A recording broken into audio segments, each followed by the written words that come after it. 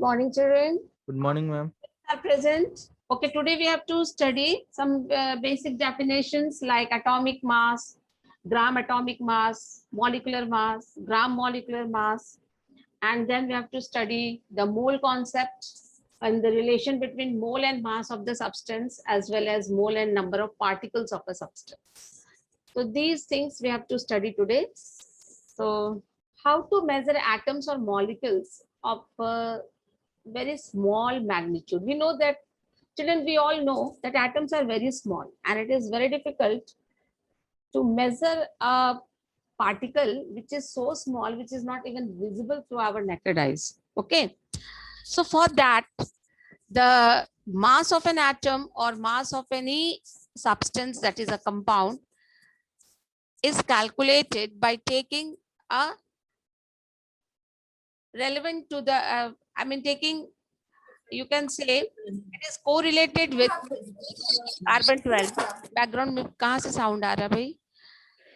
Okay, what is mole? Just like a number, 1 dozen. In the last class I was teaching, when we say 1 dozen, we mean to say 12 items, like 12 eggs or 12 bananas or 12 bangles. If we talk, 12 eggs means 1 dozen egg, 12 bananas means 1 dozen banana, 12 bangles means 1 dozen bangles. Similarly, mole is used to count entities on the microscopic level, atom, molecules, ions, or any other particles. Now, the definition of a mole. What do we mean by this term, a mole? 1 mole is the amount of substance that contains as many entities or particles as there are present in 12 gram of carbon 12 atom. 12 ग्राम, अगर आप carbon का 12 ग्राम लेते हैं तो और count करते हैं कि उसमें कितने कार्बन के एटम्स हैं, that is known as 1 mole, and this number is exactly equal to 6.022 into 10 to the power 23 particles. अगर आप 12 ग्राम कार्बन 12 लेंगे और उसमें काउंट करना शुरू करोगे कि इसमें कितने एटम्स है, तो you will get a number 6.022 into 10 to the power 23 atoms of carbon. This many numbers of carbon is known as 1 mole, okay, which is contained in 12 gram. Here 6.022 into 10 to the power 23 is the Avogadro's number or Avogadro's constant. ये number सबसे पहले किसने खोज किया था, find out किया था? Avogadro's ने. उनके ऑनर पर इनका नाम दिया गया एवोगाड्रोस नंबर. अब एक बात आती है कि हम किसी का भी रिलेटिव एटॉमिक मास निकालें या रिलेटिव मॉलिक्यूलर मास निकालते हैं, तो वो किसी मास तो जब भी हम निकालेंगे तो किसी ना किसी के रिलेशन में ही निकालेंगे, इसलिए हम इसको कहते हैं एटॉमिक मास. का मतलब होता है, एटॉमिक मास को केमिस्ट्री में mass and weight is same. Atomic mass को या एटॉमिक वेट कहो. Are you listening? My voice is audible? Yes, ma'am. Okay. तो yes, ma'am. एटॉमिक मास बोले या एटॉमिक वेट बोले, इसका मतलब सेम होता है, और ये होता है mass of 1 atom of a substance. कोई भी एलिमेंट आप लेते हो, एनी एलिमेंट, उस एलिमेंट के एक एटम का मास को हम कहते हैं एटॉमिक मास और एटॉमिक वेट. और ये निकालते कैसे हैं? तो ये निकाला जाता है विथ रेस्पेक्ट टू 1 कार्बन 12. मतलब कार्बन 12 जो है आइसोटोप कार्बन का, उसके मास को 12 पार्ट्स में बांट दिया गया, और हर एक पार्ट को, दैट इज 1/12 पार्ट को 1 AMU कहा गया, 1 यूनिट कहा गया, 1 AMU कहा गया. तो atomic weight are an average of the relative masses of all the isotopes of given element. The number of carbon 12 atom is exactly 12 gram of carbon 12 is 6.02 into 10 to the power 23. So carbon 12 is used as relative atomic mass in calculation of Avogadro's number. Carbon को ही क्यों लिया गया? क्योंकि बाकी के cases में it was not coming exactly, कुछ fractional आ रहा था. बट कार्बन के केस में जब एक बार, ऐसा नहीं है कि पहले कार्बन ही लिया गया था, ऑक्सीजन लिया गया था, हाइड्रोजन लिया गया था, बट जब कार्बन 12 लिया गया तो इट वाज फाउंड कि जो carbon 12 is use as relative atomic, इसको क्यों यूज किया गया, क्योंकि 12 ग्राम कार्बन में अगर कैलकुलेट किया गया तो exactly 6.02 into 10⁻23 atoms of carbon पाए गए थे एग्जैक्टली। अब द रिलेटिव एटॉमिक मास, इसको एटॉमिक मास या रिलेटिव एटॉमिक मास क्या होता है? The ratio of average mass of an atom of the element to 1/12 mass of carbon atom is defined as relative atomic mass। मतलब किसी भी element के atom का मास जो निकालते हैं हम उसको रिलेट करते हैं किससे? 1/12 पार्ट ऑफ कार्बन 12। मान लो कि आपने 1/12 पार्ट ऑफ कार्बन 12 लिया, 1/12 पार्ट ऑफ कार्बन 12, इसको हम कहते हैं 1 AMU या 1 U भी कहते हैं इसको। और अगर किसी का मास, फॉर एग्जाम्पल हाइड्रोजन का मास 1 U आ रहा है, दैट मीन्स हाइड्रोजन का mass is equal to the mass of 1/12 of carbon 12। अगर नाइट्रोजन का मास आ रहा है 14 AMU या 14 U, इसका मतलब है कि नाइट्रोजन का एक atom is as heavy as 14 times as heavy as 1/12 of mass of 1/12 of mass of अगर ऑक्सीजन का atomic mass is coming to be 16 AMU, तो 16 AMU या 16 U भी कहते हैं। तो इसका क्या मतलब हुआ कि एक ऑक्सीजन का एक एटम कार्बन के 1/12 के मास के 16 टाइम्स हैवियर है। It is 16 times as heavy as 1/12 mass of carbon 1. So atomic mass unit is 1/12 into mass of 1 carbon atom of carbon 12. ये आपने पहले भी पढ़ा हुआ है, अगर किसी को डाउट है तो यू कैन आस्क कि रिलेटिव एटॉमिक मास हम किसे कहते हैं। जैसे हाइड्रोजन का 1 AMU कहते हैं, तो 1 AMU का मतलब हो गया कि हाइड्रोजन का एक एटम कार्बन के एक एटम का 1/12 पार्ट है। अगर हम कहते हैं नाइट्रोजन 14 AMU है, इसका मतलब हो गया नाइट्रोजन 14 टाइम्स कार्बन के एक एटम का 1/12 पार्ट के बराबर है। मतलब कार्बन के एक एटम को अगर आप 12 पार्ट्स में बांटें तो हर एक पार्ट एक AMU कहलाएगा, और वो 14 टाइम्स एक AMU के 14 टाइम्स हैवियर है। व्हाट इज एवोगाड्रोस नंबर और Avogadro's constant? Avogadro's number is the number of constituent particles, चाहे वो एटम्स हो या मॉलिक्यूल्स हो, present in 1 mole of substance which is equal to 6.02, यहाँ लिया गया 22 भी होता है, into 10 to the power 23। For example 1 mole of hydrogen atom, अगर हम कहें कि 1 mole of hydrogen atom, मोल और नंबर ऑफ एटम्स का रिलेशन, जब भी आप 1 मोल कहते हैं किसी का भी 1 मोल, जैसे 1 डजन कहते हो तो एंटिटी कुछ भी हो, 1 डजन बोलने से एक नंबर दिखाई देता है 12, वैसे ही 1 मोल बोलने से एक नंबर हमें समझ में आता है, that is 6.02 into 10 to the power 23। 1 mole of water molecules, ये एटम की बात करें, हम मॉलिक्यूल्स की भी बात कर सकते हैं, ठीक है। अगर हम 1 मोल ऑफ वाटर मॉलिक्यूल्स की बात करें तो इसमें क्या होंगे, वाटर के मॉलिक्यूल्स होंगे कितने, 6.02 इंटू 10 टू पावर 23। अगर हम सोडियम क्लोराइड की बात करें, NaCl की बात करें और कहें कि 1 मोल NaCl, तो इसका मतलब उसमें NaCl के कितने फॉर्मूला यूनिट्स होंगे, क्योंकि NaCl मॉलिक्यूल नहीं होता है, इसके फॉर्मूला यूनिट्स होते हैं, तो 6.02 into 10 to the power 23 formula units होंगे। तो 1 मोल किसी भी चीज का हो सकता है, एटम हो सकता है, मॉलिक्यूल्स हो सकता है, फॉर्मूला यूनिट हो सकता है, आयंस होता है, इलेक्ट्रॉन्स हो सकता है। हम कभी भी 1 मोल कहते हैं, उसका एक रेफरेंस नंबर देता है, दैट इज 6.022 इंटू 10 टू 23, जैसे 1 डजन बोलने से 12 एक नंबर हमें समझ। How we calculated Avogadro's constant? Avogadro's constant ये नंबर मिला कहाँ से? ये नंबर एग्जैक्टली मिलता है जब आप किसी भी एटम के ग्राम एटॉमिक मास को उसके एक एटम के मास से डिवाइड करते हो। जैसे मास ऑफ कार्बन 12 एटम, एक कार्बन 12 का एक एटम का मास होता है 1.99 इंटू 10 टू द पावर -23 ग्राम, ठीक है। एक का, ये डिटरमाइंड है बाय मास स्पेक्ट्रोमीटर से, ये मतलब एक्सपेरिमेंटली वेरीफाइड वैल्यू है।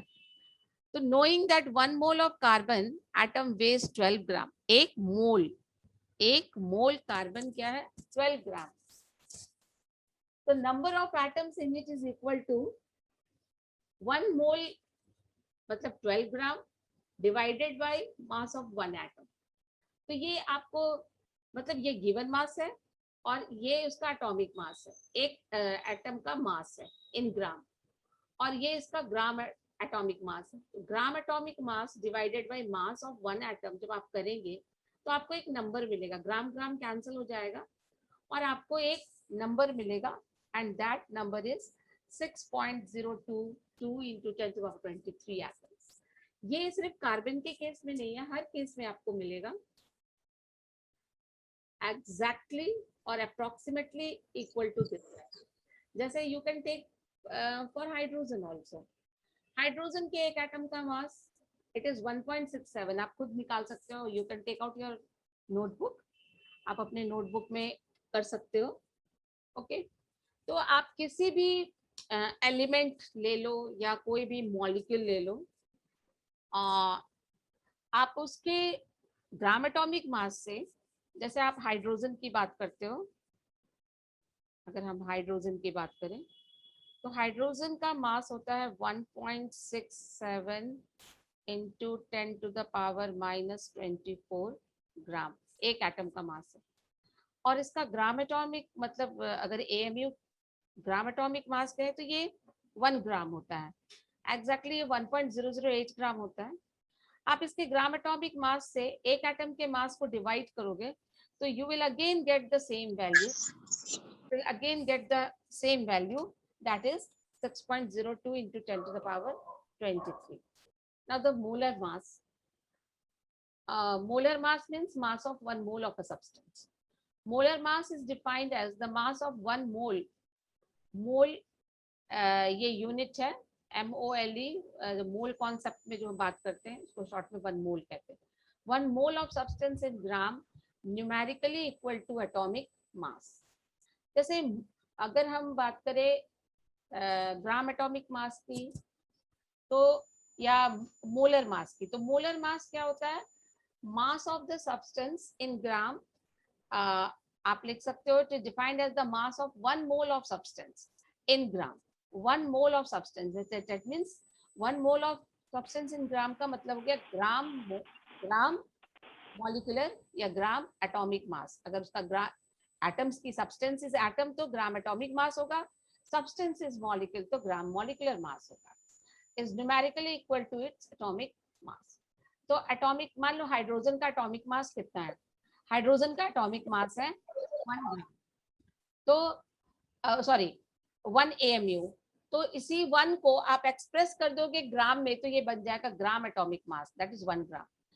आप अगर एक सब्सटेंस लेते हो वाटर H2O, तो वाटर का मॉलिक्यूलर मास आपका जो एक मॉलिक्यूल का मास है, वाटर के एक मॉलिक्यूल का मास होता है वो होता है 18 AMU, बट इसी को आप अगर ग्राम में एक्सप्रेस कर दो तो ये हो जाएगा एग्जैक्टली तो 18.02 होता है, बट हम लोग उसको लेते हैं 18 ग्राम, तो ये 18 ग्राम हो गया। तो 18 gram is the mass of 1 mole of water, ठीक है, 1 मोल ऑफ वाटर। तो अगर हम क्या है कि मेरे पास 18 ग्राम पानी है तो आप कह सकते हो मैम आपके पास 1 मोल पानी है। अगर मैं कहती हूँ मेरे पास 9 ग्राम वाटर है तो आप क्या कहोगे, मेरे पास हाफ मोल वाटर है। तो molar mass of sodium chloride, अगर सोडियम क्लोराइड का मोलर मास आप निकालते हो, ग्राम मॉलिक्यूलर मास क्या होता है इसका, कोई बता सकता है मुझे? Sodium 23 and chlorine it is 35.5, तो दोनों मिलाकर के कितना हो गया 58.5। तो अगर हम 1 मोल सोडियम क्लोराइड लें तो वो कितना होगा, that will be equal to its gram molecular mass, gram molecular mass के बराबर होगा। तो अगर हम 58.5 ग्राम सोडियम आपको दे तो आप कहोगे मैम आपने मुझे 1 मोल सोडियम दिया, और मैं इसका डबल दे दूं तो आप कहेंगे आप मैम आपने मुझे 2 मोल सोडियम दिया। तो मास एंड मोल का ये रिलेशन है। कि जब मैं मास बता दूं आप मोल बता दोगे, और जब आप मैं मोल बताऊंगी तो आप उसका मास बता सकते हो। Am I clear to this point? Yes, ma'am. Yes, ma'am. Gram Yes, ma'am. Equal to atomic mass, molecular mass और फॉर्मूला मास इन यूनिट। जो भी आप लिखते हो, जैसे आप हाइड्रोजन लिखते हो तो हाइड्रोजन का एटॉमिक मास क्या है 1 AMU, और उसी को आप ग्राम में एक्सप्रेस कर दो तो ये हो जाएगा 1 ग्राम। तो 1 ग्राम हाइड्रोजन का मतलब हो गया 1 मोल हाइड्रोजन। मेरी बात समझ में आ रही है? Yes, ma'am. Yes, ma'am. अगर मैं आपसे कह दूं हाइड्रोजन,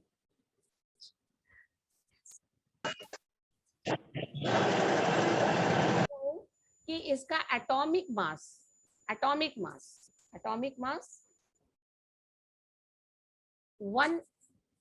1 AMU है या 1 U है। AMU और U एक ही चीज है। तो दिस इज इक्वल टू, अगर इसी को आप ग्राम में एक्सप्रेस कर देते हो 1 ग्राम लिख देते हो 1 ग्राम, तो अब आप बताओ यहाँ AMU लिखा, तो what is the value of AMU? AMU का एग्जैक्ट वैल्यू होता है 1 AMU is equal to 1.67 into 10 to the power -24 gram. ये होता है एक AMU का वैल्यू। मतलब ये किसका वैल्यू है? कार्बन एटम को जब आप उसका 1/12 पार्ट लेते हो तो वो एक AMU कहलाता है, और उसी को अगर आप वेट निकालते हो ग्राम में तो it comes out to be 1.67 into 10 to the power 20 -24 gram. ये एक AMU है।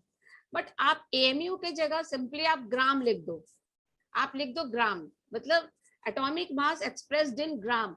तो जब आप ग्राम लिखोगे तो आपको पता है एक AMU में तो इतना ग्राम होता है।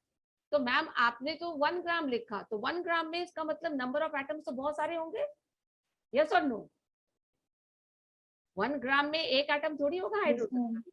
अगर हाइड्रोजन का एक एटम होता, एक AMU एक एटम, तो उसका मास इतना होता 1.67 × 10⁻24 ग्राम। मगर मैंने कहा 1 ग्राम, इसका मतलब 1 ग्राम हाइड्रोजन में तो बहुत सारे एटम्स होंगे, और 1 mole. सारे एटम्स कितने होंगे? वो एटम्स होंगे 1 मोल। वो कितने होंगे?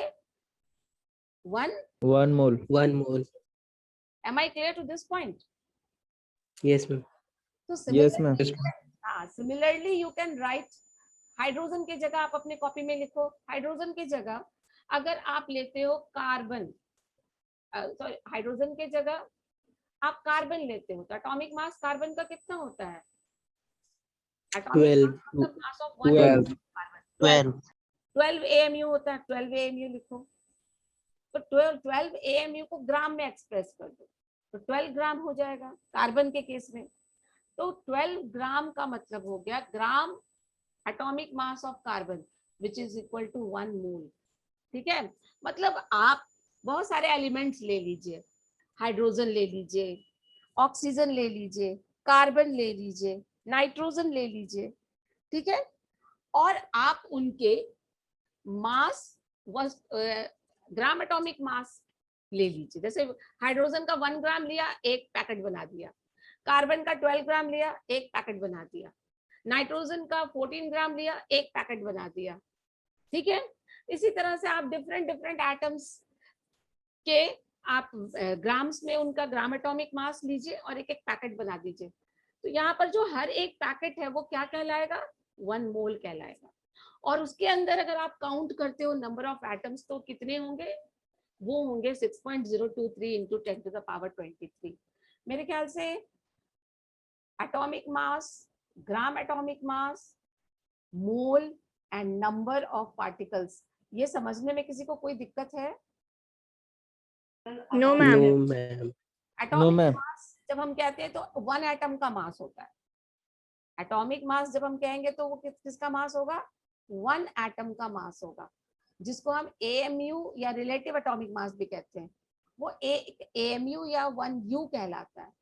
और अगर इसी एक AMU का ग्राम में हम वैल्यू देखें तो ये मिलता है 1.67 10⁻24 ग्राम मिलता है एक AMU का। तो अगर मैं आपसे कहती हूँ कि हीलियम का मास या किसी का ऑक्सीजन का मास 16 AMU है एक एटम का, तो ग्राम में कितना होगा 16 इंटू 1.67 इंटू 10⁻⁻24 ग्राम एक एटम का होता है। Am I clear to this point? Yes, ma'am. Yes, ma'am. ना तो मॉलिक्यूलर मास, जैसे एटॉमिक मास निकाले तो मॉलिक्यूलर मास भी हम निकाल सकते हैं। Molecular mass is defined as the sum of atomic masses of all the elements present in a compound. ये आप जानते हो निकालना, क्लास 9 में भी आपने पढ़ा है, 10 में भी पढ़ा है। मान लो कि H2O है, तो ये एक मॉलिक्यूल है, तो उसका मॉलिक्यूलर मास कैसे निकालोगे? तो जितने हाइड्रोजन है 2, एक हाइड्रोजन का मास कितना है 1 AMU, प्लस ऑक्सीजन कितना है 1 इंटू एक ऑक्सीजन का मास कितना है 16 AMU या 16U भी लिख सकते हो। तो इन सबको आप जोड़ो तो 18 आ जाएगा, ये 18U होगा, क्योंकि हम मॉलिक्यूलर एक मॉलिक्यूल का मास निकाल रहे हैं। या तो इसको 18 AMU लिख सकते हो या इसको 18U भी लिख सकते हो। आजकल इसको यूनिफाइड मास कहते हैं, पहले AMU कहते थे एटॉमिक मास यूनिट, अब चेंज हो गया है, यूनिफाइड मास हो गया है। तो 18U कह सकते हो, ठीक है। उसी तरह से H3PO4 वो भी आप निकाल सकते हो, H2SO4 वो भी आप निकाल सकते हो। तो यू कैन फाइंड, ये आपको निकालना आता है। किसी को डाउट है इसको निकालने में? No, ma'am. No, ma'am. No, ma'am. No, ma'am. Now how to calculate moles, ठीक है। आप कैसे कैलकुलेट कर सकते हैं? Calculate the number of sodium atom in 0.120 mole of sodium. कैसे आप निकालोगे? मतलब यहाँ नंबर ऑफ सोडियम, नंबर निकालना है, नंबर ऑफ पार्टिकल्स। 0.12 Na. निकालना, और मोल, मोल और पार्टिकल्स में क्या रिलेशन है? 1 mole is equal to 6.022 into 10⁻23 atoms. पता है ना एक रिलेशन, तो वो आप लिखिए 1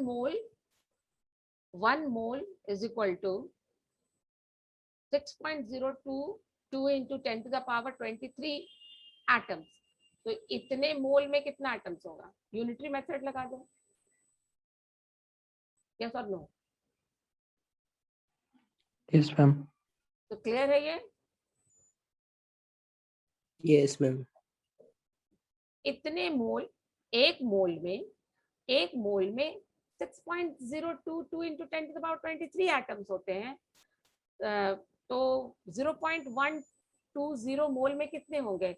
6.022 इंटू 10 इंटू 0.120, तो ये आ जाएगा आपका 7.22 इंटू 10⁻22 एटम्स। ये न्यूमेरिकल समझ में आया सबको? Yes, ma'am. Yes, ma'am. Yes, ma'am. Calculate the number of moles of potassium in इतना। ये सॉल्व किया हुआ है, आप भी निकाल सकते हो। आप देखो इसको और बताओ कि क्या ये न्यूमेरिकल आपको समझ में आ गया? Number of moles Yes, ma'am. Atom, number of, अगर आपको एटम दिया हुआ है तो मोल्स निकालना, और मोल्स दिया हुआ है तो एटम निकालना। बस एक ही रिलेशन आपको याद रखना है, 1 mole is equal to 6.022 into 10⁻23 atoms. 1 mole इतना होता है। अब आपको जो निकालना, मोल दिया है तो नंबर्स निकालना है, नंबर दिया है तो मोल निकालना है, वाइस वर्सा आप दोनों निकाल सकते हो। आप एक दिया रहेगा, दूसरा आपको निकालना है, ठीक है। और यहाँ कैसे निकालोगे? तो अप्लाइंग यूनिटरी मेथड। किसी को डाउट है? No, No, ma'am. ma'am. No, ma'am. What is the mass in gram? What is the mass in gram? मतलब अब मास और मोल के बीच में, ठीक है। What is the mass in gram of 2.01 into 10⁻22 atoms? मतलब एटम्स और मास का रिलेशन आपको पता है कि ये सारे, एक्चुअली हम मोल जो कहते हैं ना बेटा, मोल एक रिलेशन है जो आपको मास ऑफ द सब्सटेंस और आपको number of particles of the substance, इन दोनों के बीच में रिलेशन बताता है। आपको मोल पता है, अगर आपको मास निकालना है तो पार्टिकल्स पार्टिकल्स निकालना है तो mass, with the help of mole you can find out. Mole के साथ ही इनका रिलेशन है। What is the mass in gram of 2.01 into 10 to the power 22 atoms of sulphur. आपके पास इतने सल्फर के एटम्स हैं तो उसका मास कितना होगा भाई? इसके लिए सबसे अच्छा तरीका है, फिर वहीं से स्टार्ट करो ये इस क्वेश्चन के लिए। 1 मोल ऑफ सल्फर में कितने एटम्स होंगे? 6.02 into 10 to the power आप अपनी कॉपी 23. में लिखिए, कॉपी में लिखिए, फटाफट कॉपी में लिखिए। 1 mole of sulphur is equal to 1 mole of sulphur, 1 mole of sulfur is equal to 6.022 into 10 to the power 23 atoms is equal to, मतलब इतने एटम्स कंटेन्ड होते हैं 1 मोल सल्फर में, इतने एटम्स कंटेन्ड होते हैं। और 1 मोल सल्फर का ग्राम मॉलिक्यूलर मास क्या होता है? 1 मोल का मतलब होता है 32 equal to its gram molecular mass. 32 sulphur है तो atomic mass, sorry gram atomic mass. तो what is the gram atomic mass of sulphur? 32 32। तो आप यहाँ 32 32 gram of sulphur, 32 gram of sulphur contains 6.022 into 10 to the power 23 atoms। ये आपको ये relation पता है, ठीक है? और अब आपका question, what is the mass, question है what is the mass in gram of this many atoms of sulphur. तो आपको पता है कि इतने एटम्स, अब इसको वाइस वर्सा आप अरेंज कर लीजिए, इसको पहले ले आइए। 6.022 into 10 to the power 23 atoms, इतने एटम्स का मास होता है 32 ग्राम। तो एक एटम का मास ये होगा 32 by 6.022 into 10 to the power 23। इसीलिए 2.01 into 10 to the power 22 atoms का मास हो जाएगा 32 divided by 6.022 into 10 to the power 23 into 2.01 into 10 to the power 22। आप इसको कैलकुलेट करके आंसर बताइए मुझे। Any doubt? 1.068 into 10 to power minus 2. तो क्लियर है आपको yes ma'am how to calculate? कुछ भी आपका है सब मोल से ही आप इसको कोरिलेट कर सकते हैं। मोल आपको मास से नंबर में और नंबर से मास में कन्वर्ट करने में हेल्प करेगा, ठीक है? उसी तरह से दूसरा क्वेश्चन है, how many oxygen molecules are present in 0.470 gram of oxygen. तो इस तरह के प्रॉब्लम्स आपके बन जाएंगे। Yes, ma'am. Yes, ma'am. Okay, तो आप थोड़ा सा इस तरह का प्रॉब्लम सॉल्व करिएगा और हम फिर अगले क्लास में आपको लेके चलेंगे एम्पिरिकल फॉर्मूला।